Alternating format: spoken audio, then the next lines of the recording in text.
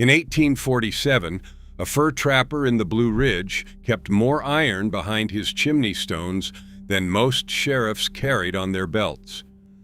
Out there, the nearest help was 3 days' ride through wolf country, and worse, so a man learned to hide his defense inside the very walls that kept him warm.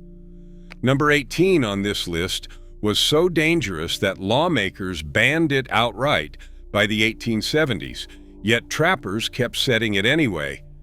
And number 3 could drop a black bear at 100 yards, but still fit inside a hollow log by the door. These were not collector's pieces. They were the difference between seeing spring and feeding the crows. Before we start, hit that subscribe button, because what these mountain men hid in their cabins might surprise you. Let's count down the 25 outlawed self-defense weapons every Appalachian trapper kept close. Number 25, the sword cane. To the traveling preacher or the peddler passing through the hollow, it looked like an old man's walking stick, worn smooth at the handle and tipped with brass. But a twist of the wrist and a foot of Sheffield steel slid free of the hickory shaft. Trappers who came down out of the mountains to sell pelts in town carried them the way another man carried a Bible, quietly and close. A good cane blade cost about $2 from a Philadelphia cutler in the 1850s, a fortune to a man who counted his year in beaver plews, but it drew no eyes and asked no questions at a tavern door. When state after state began writing concealed weapon laws after the war, the sword cane was named by name in the statutes. It survived by looking like nothing at all, propped in a corner by the cabin door, waiting. Number 24, the boot knife. Every trapper worth his salt kept a second blade nobody could see. Slim, double-edged, and no longer than a man's hand, it rode in a leather sheath sewn flat against the inside of the boot, hidden by a trouser leg. The rule of the mountains was simple. The knife on your belt was the one they took from you. The knife in your boot was the one that mattered. A blacksmith in a river town would hammer one out of a worn-down file for 6 bits, tempering it hard so it held an edge through frozen leather and gristle. Oral histories from the Cumberland Gap recall old men who slept with their boots on, and the young ones who learned why the first winter a stranger came knocking after dark. Concealed and deadly, the boot knife was the last argument a cornered man had left. Number 23, the slungshot. Do not confuse it with a slingshot. This was a weight of lead or river stone wrapped tight in a woven leather pouch, tied to a braided lanyard 1 foot long. A flick of the wrist turned a man's arm into a hammer that folded coats and cracked skulls in the dark. Rivermen and trappers loved it because it cost nothing. A trapper cast the lead himself over the cabin fire, poured it into a musket ball mold, and knotted it into a scrap of harness leather. It coiled into a pocket, silent and legal-looking, until it wasn't. By the 1850s, the slungshot had gained such an ugly reputation in port towns that legislatures outlawed the mere carrying of one. Yet in the backcountry, hung on a peg beside the powder horn, it stayed a poor man's insurance against a robbery 3 days from any law. Number 22, the leather blackjack. A cousin to the slungshot, the blackjack was a flat leather sap loaded with shot or sand in the head, with a springy handle that whipped the weight forward. Trappers who did not want a killing on their conscience, only a man on the ground, kept one tucked in the small of the back.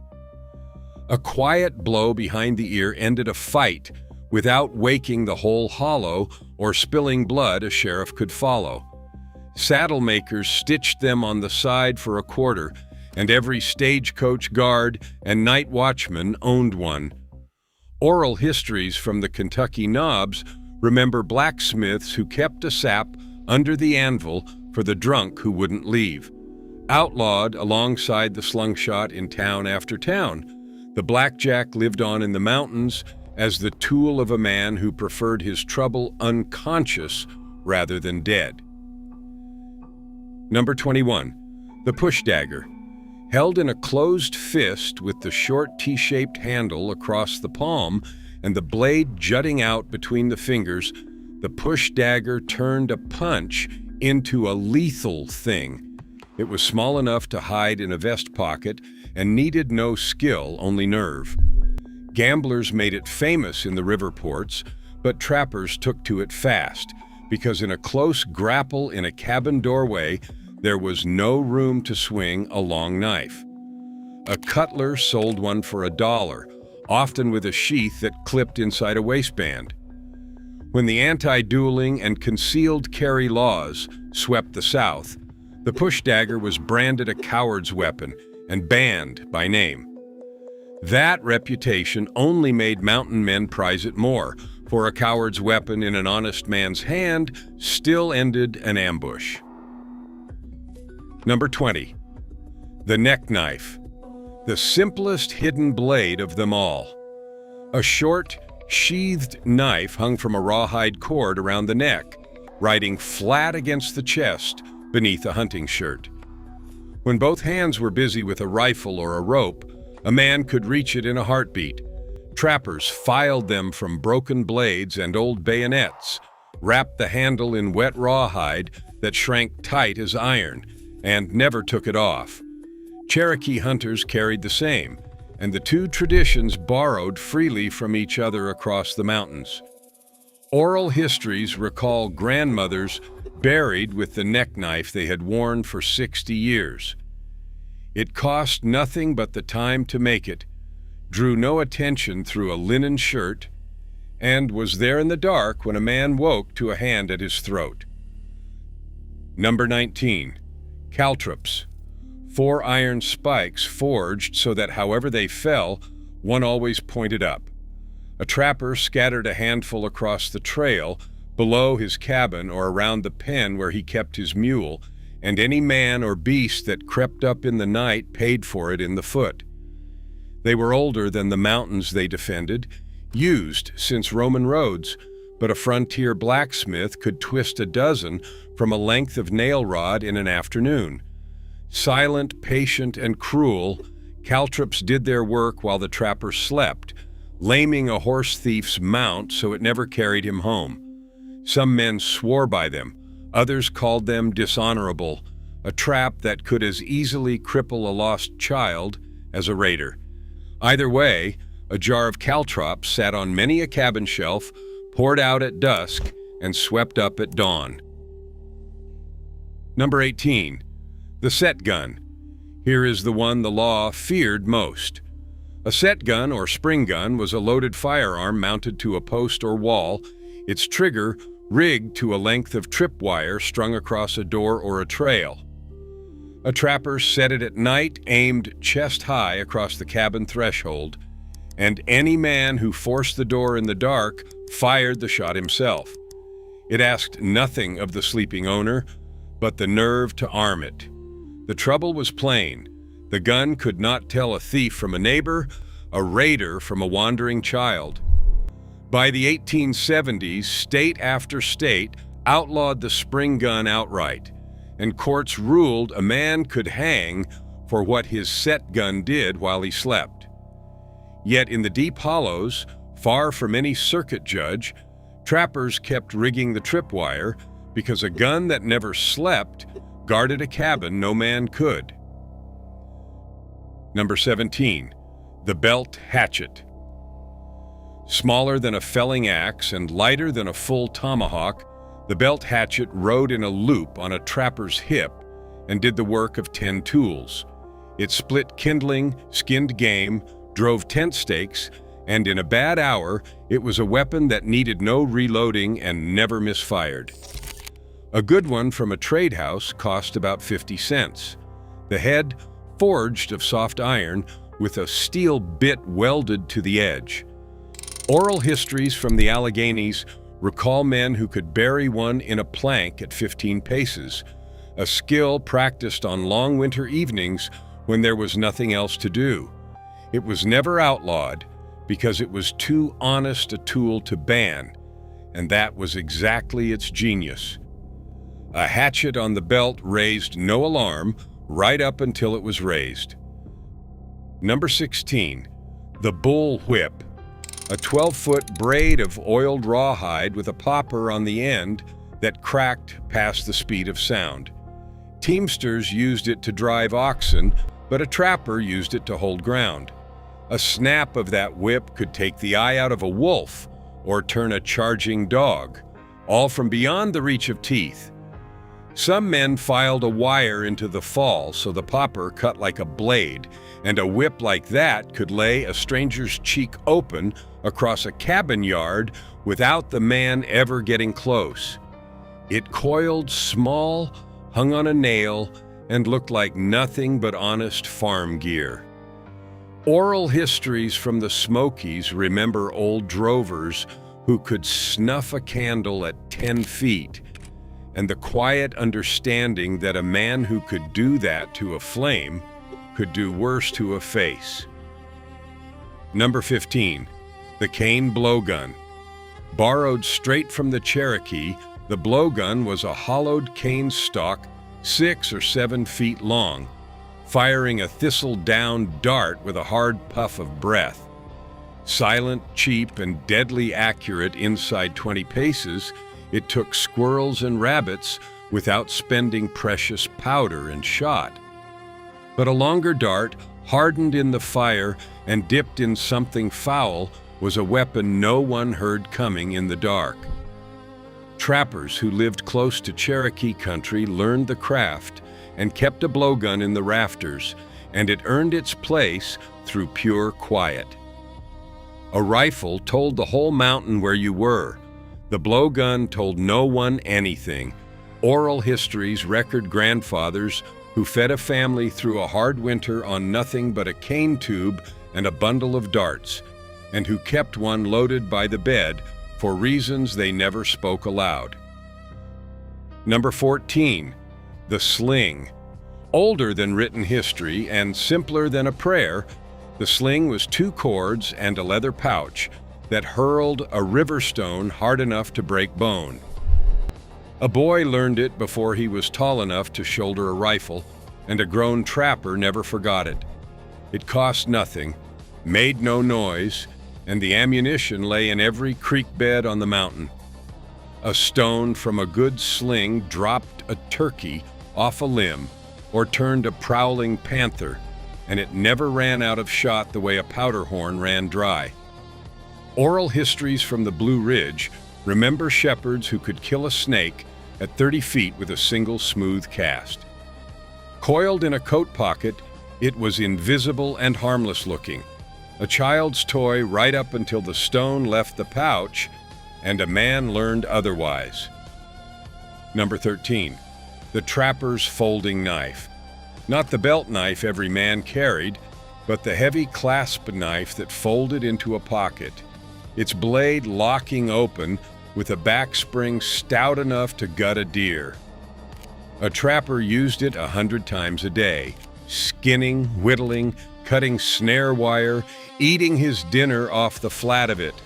But folded shut, it was innocent as a coin, and open in a close fight, it was faster than any sheathed blade a man had to draw. The finest came from Sheffield and cost $1 or more, their handles of bone or stag, and a man kept the same knife 30 years. Oral histories recall the ritual of a father passing his folding knife to a son, worn thin from a lifetime of sharpening. It was the one weapon a trapper was never without, in church or in bed, because it was never only a weapon. Number 12, the repurposed steel trap. A trapper's whole trade was steel jaws, and the biggest of them, the bear traps with springs, a strong man needed both feet to set, made a fearsome guard. Staked and chained across a hidden approach to the cabin, covered with leaves, A number 6 trap took a raider by the leg and held him screaming until dawn. The jaws that broke a bear's foreleg did not care whose leg they closed on. Men who set them for beasts learned they worked just as well on the 2-legged kind who came for a winter's worth of furs. It was a cruel thing, and everyone knew it. Later laws against man-traps and spring-set devices named them directly. But a trapper already owned a dozen. They cost him nothing extra, and a chain rattling in the dark told him trouble had arrived long before it reached his door. Number 11. The pepper box pistol. Before the revolver, there was the pepper box, a fistful of pistols with a cluster of 4, 5, or 6 barrels that turned with each pull of the trigger. It was inaccurate past spitting distance and had a habit of firing every barrel at once if a man loaded it carelessly, but up close in a cabin, it threw a wall of lead no single-shot pistol could match. A trapper coming to town kept one in his coat because a robber facing 6 muzzles thought twice. They sold for a few dollars by the 1840s, and every riverboat gambler owned one. Oral histories recall the fearsome racket of a pepper box going off indoors, smoke filling the room, ears ringing for an hour. Clumsy, dangerous to its owner, and gloriously intimidating, it was the weapon of a man who could not afford to miss and did not much care about aiming. Number 10. The Derringer, the smallest gun a man could hide and still call a firearm. A Derringer was a stubby, big-bored pocket pistol, 1 or 2 shots of heavy lead, meant for a range measured in feet, not yards. A lady hid one in a muff. A gambler palmed it under a card table, and a trapper dropped one in a vest pocket when he walked into a strange tavern with a season's earnings sewn into his coat. It would not win a gunfight across a street, but pressed against a robber's ribs, it did not need to. A pocket Derringer cost a few dollars and weighed almost nothing. Oral histories remember men saved by a gun no bigger than a pocket watch, drawn in the half-second nobody thought they were armed. Outlawed under the concealed weapons statutes wherever they were written, the Derringer stayed in 1,000 pockets anyway. Number 9. The blunderbuss. By the trapper's time, it was already old-fashioned, a short musket with a flared bell muzzle, but no cabin gun ever loaded easier or scattered wider. A man poured in powder, then dropped down whatever the mountain offered: gravel, nails, bent shot, broken glass, and touched off a spray that filled a doorway with iron. Aim hardly mattered. At close range, the blunderbuss cleared a room. Trappers kept one loaded above the door. The wall gun. For the night, the latch rattled and there was no time to think. The bell muzzle was not just for show either. It made loading in the dark, half asleep, a thing a man could do without spilling his powder. Oral histories from the frontier recall the blunderbuss as the gun a woman kept while her husband ran the trapline, the one weapon that needed neither skill nor steady hands to answer a broken door. Number 8. The flintlock horse pistol. Long-barreled and heavy, the horse pistol was built to be carried in a saddle holster and fired one-handed from the back of a moving animal. A trapper riding a mountain trace kept a brace of them, 2 pistols, 1 for each hand, because a single shot from a flintlock was all a man got before the fight came to steel. They threw a ball as heavy as a small rifle and hit hard enough to knock a man from the saddle. A good pair cost real money, $10 or more, and were often a trapper's proudest possession after his long gun. Oral histories recall the deep boom of a horse pistol echoing off a ridge, heard for miles. Hung in their holsters by the cabin door or slung on the saddle at dawn, They were the weapon of a man who did his living in the open, far from any wall to hide behind. Number 7. The tomahawk. No weapon says frontier like the trade axe. Light in the hand, wicked on the swing, and balanced to fly true when a man chose to throw it, the tomahawk was tool and weapon and axe, all at once. Traders sold thousands to native nations and settlers alike. The heads forged in England and Pennsylvania and traded up every river valley, and both sides carried them into every fight the frontier ever saw. A trapper's tomahawk chopped his firewood, drove his stakes, split his kindling, and rode his belt everywhere he went. In a close fight, it needed no reloading and never jammed. Oral histories from the mountains recall men who practiced the throw until they could sink the blade into a stump at 20 feet 9 times out of 10.